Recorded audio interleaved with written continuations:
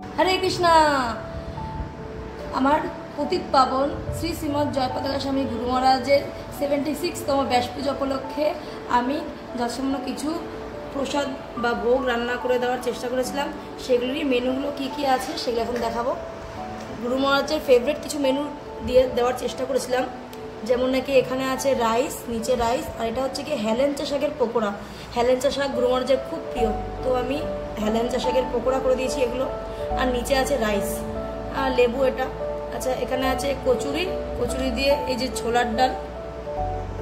আচ্ছা, এখানে আছে কচুর শাক, এখানে আছে মাখনা, এই যে বলে না পদ্ম ফুলের খই, দেখো এই যেটা মাখনা, পদ্ম ফুলের খই।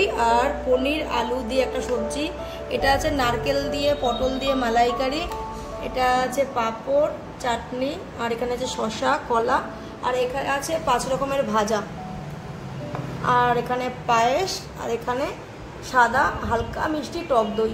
কারণ বেশি মিষ্টি দইটা থেকেও সাদা হালকা মিষ্টি দইটা গুরু মহারাজ পছন্দ করেন, তো গুরু মহারাজের পছন্দসই আইটেম দিয়েছি। কারণ গুরু মহারাজের বার্থডে কমোদা একাদশীর দিন পরে, যেটাতে অনুকল্প দেওয়া হয়, তো অনুকল্প ভোগ যা দিয়েছিলাম সেটা তো তোমাদের সঙ্গে দেখিয়েছি, তোমাদেরকে শেয়ার করিয়েছি।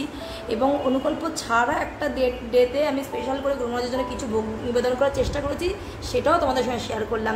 হরে কৃষ্ণা, মহাপ্রসাদ কি জয়, পতিত পাবন গুরু মহারাজ কি জয়, মহাপ্রসাদ কি জয়।